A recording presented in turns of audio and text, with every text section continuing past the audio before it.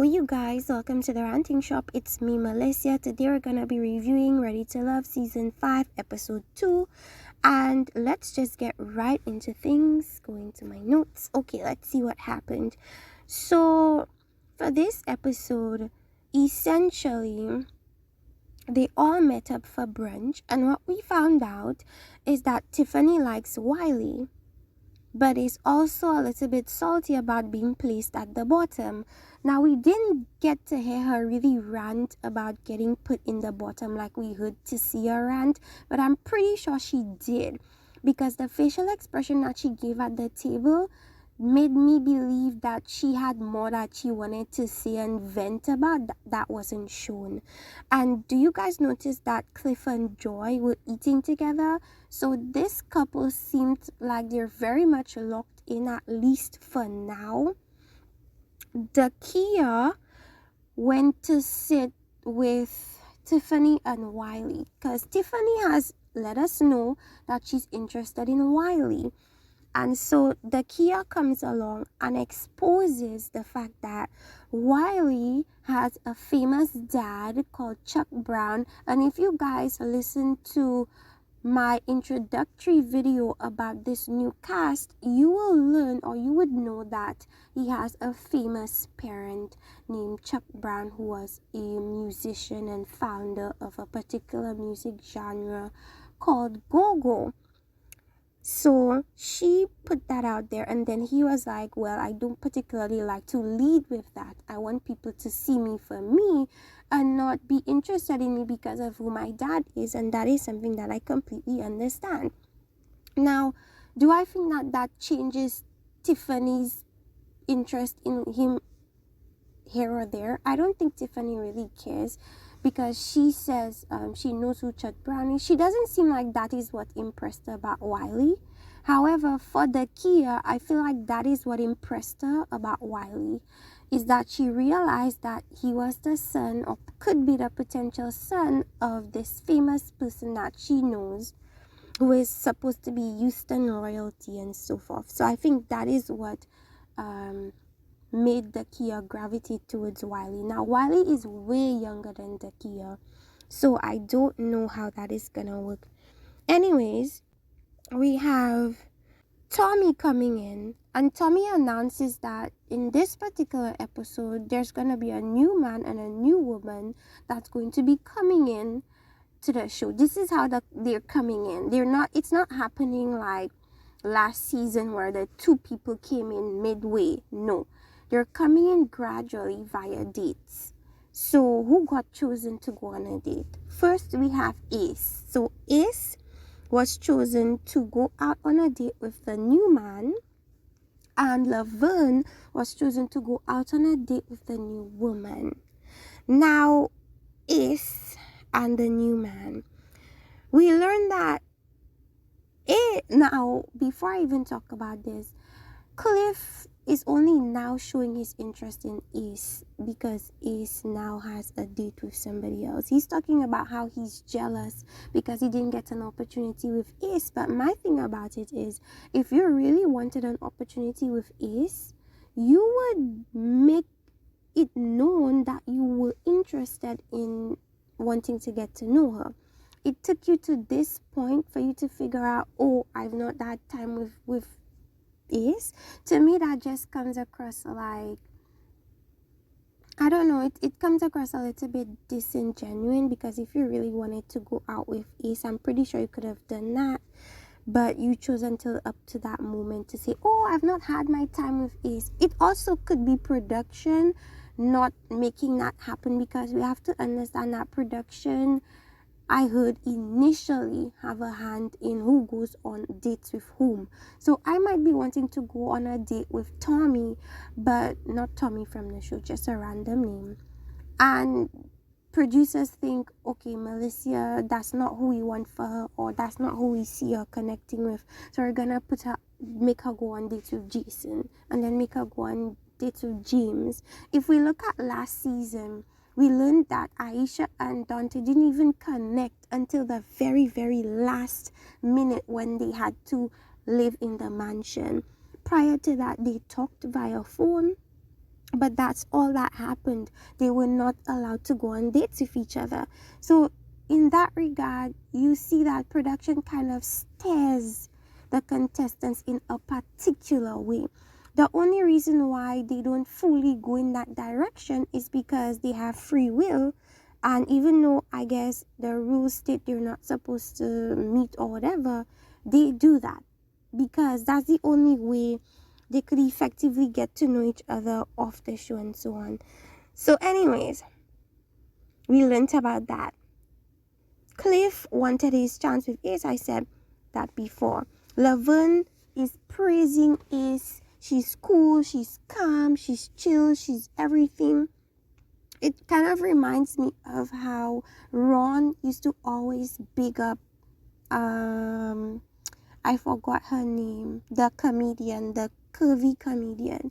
He used to always big her up.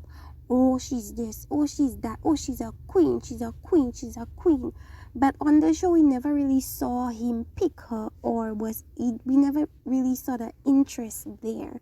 It's kind of similar to me with Laverne. He's bigging up Ace. Ace is this, Ace is that. But then we've never quite seen him really be interested in Ace, so that's that. So Wiley talks about Tiffany being cool, but he'd like to explore his options, and the Kaeya speaks with him shortly, and he mentions his interest in wanting a family and stuff like that. The Kaeya talks to Demetria. She thinks he has BDE, big D energy. I guess Cliff takes his 5 minutes with Joy, and I said he definitely likes her. Like, there's definitely an attraction to Joy. And I saw in the comment section of one of his posts that someone said that Joy is definitely his type. So maybe he's locked into Joy. Maybe he's locked in. Now the new date arrives. Her name is Carmen. She's this like very professional woman, corporate America, boss type of woman. Of course, Laverne is liking what he sees because she is curvy. They have similarities as far as their interest in the gym. They like to go to the gym. They've been in the Air Force before, which is really good. The thing I noticed though is that the people that go out on one-on-one dates, they tend to have a lot of things in common. If we go back to last episode, we had Tori and Precious, and they had the childhood thing in common. Then we have Demetrius and Sabrina. They had multiple things in common, including having a divorce under their belt, going to therapy, and because her middle name is Topaz, and he had the Topaz pendant. So we have all these things, and we see why they could work. And I see that is the difference between this particular season and last season. Because last season, people were like, I don't see how that works. Because she says she wants this, but she's dating a guy that wants this. This episode, or this season, they're making it very clear why certain people make sense together. And I suppose the viewers appreciate that because it shows that they listen. So anyway, she touches his butt and all these things. And they have really good banter. He talks about being divorced for 10 years. So here again, we learn a little bit about Laverne. Now in this particular season, we're learning little bits of information about all of these people. So he's been divorced for over 10 years. He has 2 children. She's been divorced as well and has 1 boy. So they have a lot in common between the gym, the Air Force, and having been divorced. They have quite a bit of things in common. And they both have a strong personality, and I say, let's see how that balances them out. He also asked her a question about, how would you put me back in line if I'm going off or something like that? And she says she'd whisper in his ear and tell him to calm down and whatever the case may be. And it seemed like that was the answer he was looking for. But in my opinion, I feel like nobody has to check you. You need to check yourself. You need to check yourself. self-regulate. Nobody should have to be there to calm you down. Calm yourself down. You're a grown man and you should be in control of your feelings and emotions, period. So, do I feel like this is gonna be a good match? I mean, they do have a lot in common, but the strong personalities might really, really not work very well. Now we have Cornelius. Another Cornelius.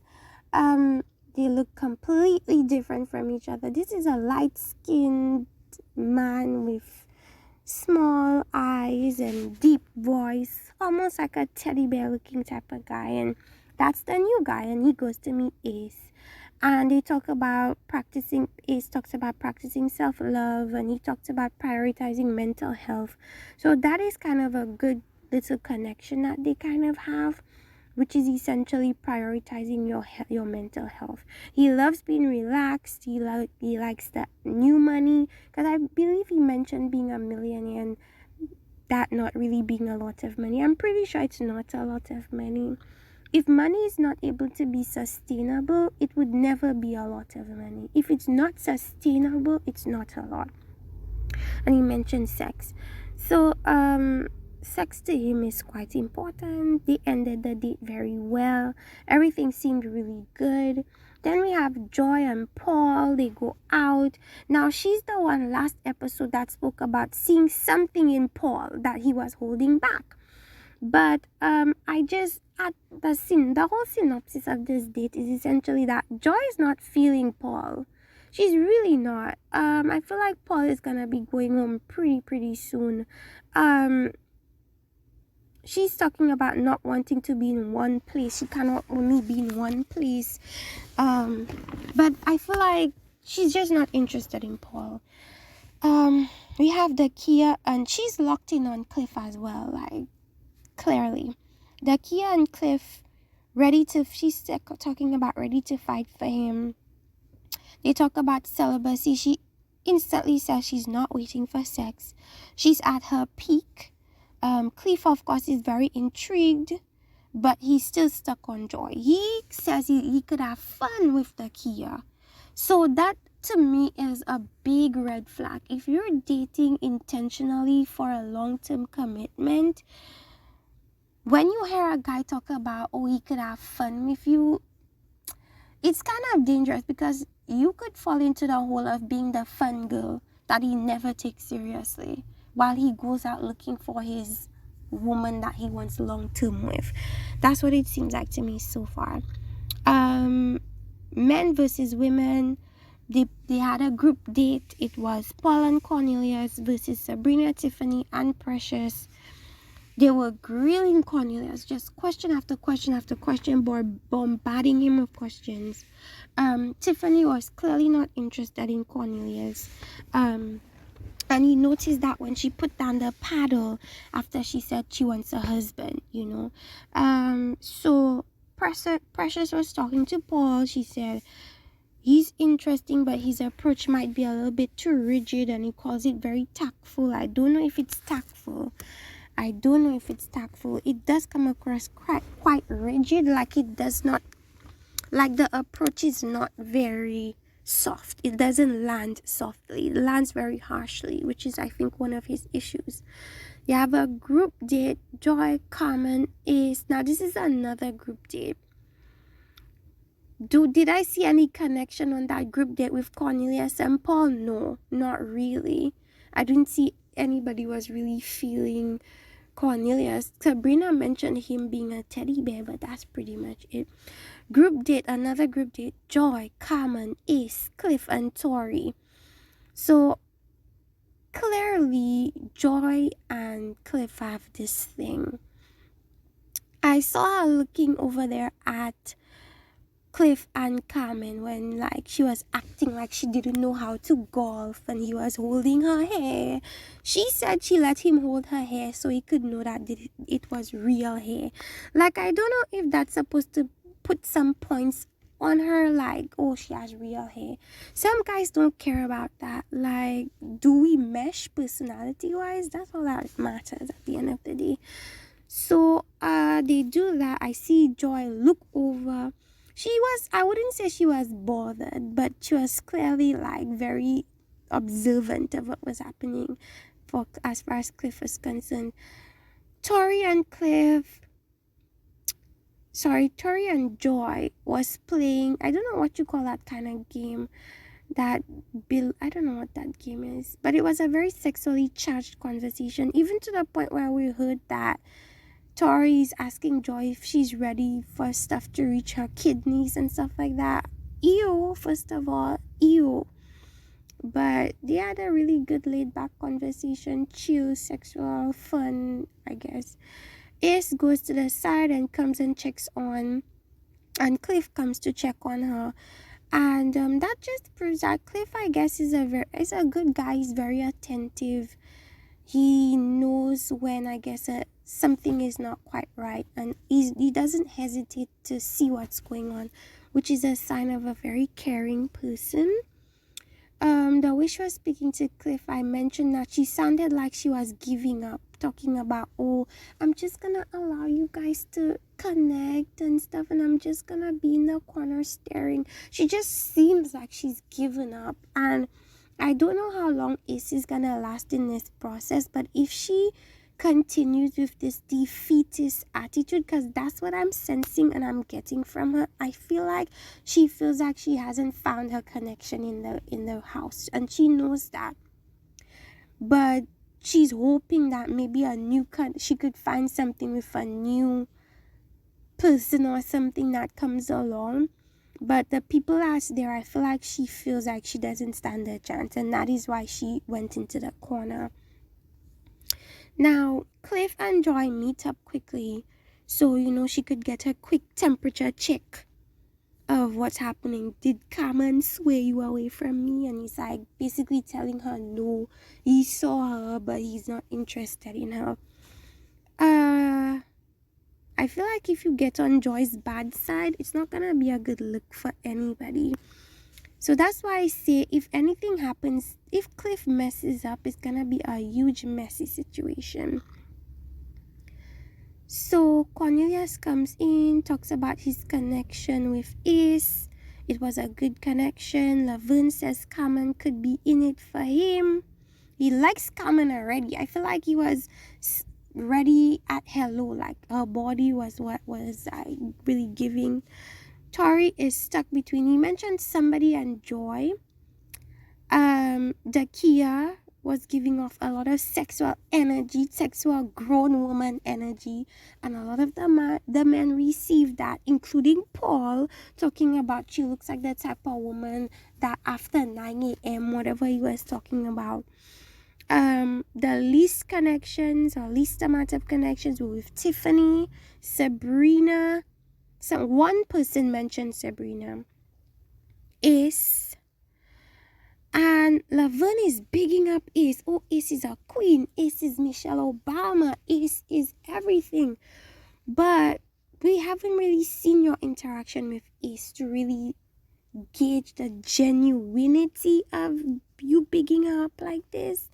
It could be that he wants what's best for her and wants her to stay and thinks she deserves it, but doesn't think it's with him or whatever, because he's locked in on Carmen and he just met Carmen. So bubble dates. So the guys have decided that either Tiffany or Ace is gonna be going home because they just are very closed off. They're too closed off. And the men feel like they cannot get beyond surface with both of them.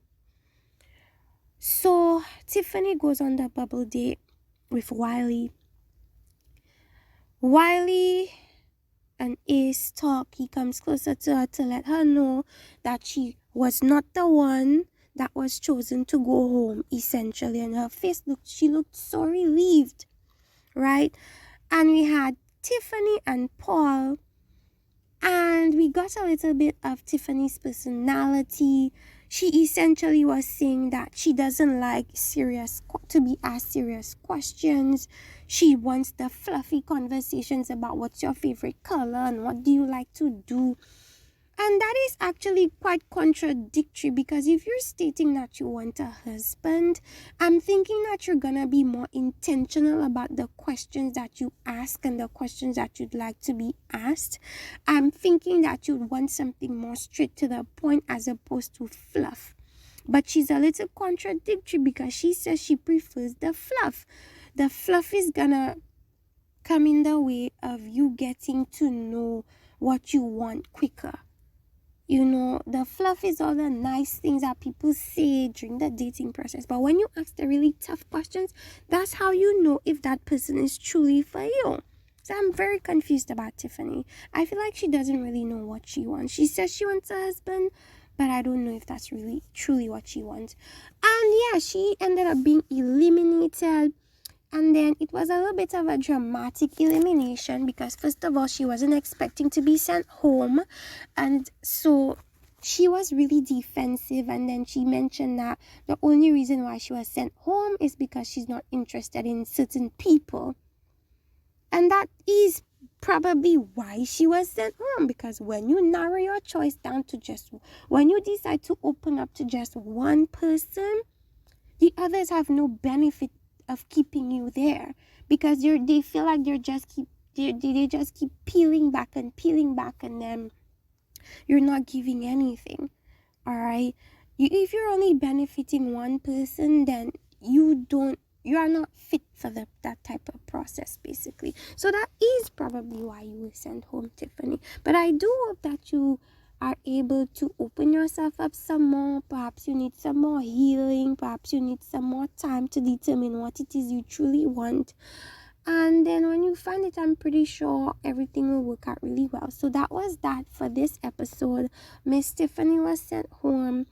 And I do though believe that either Paul or Cornelius is gonna be sent home next episode. Of course, we have to wait to see.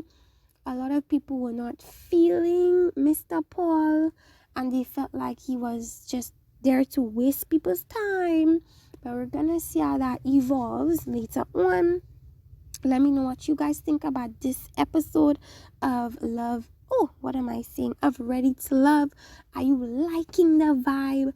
Do you feel like it's just a little bit boring? Because to be honest with you, I feel like there's not much to even really speak about as time, like, every episode is like there's not much to speak about.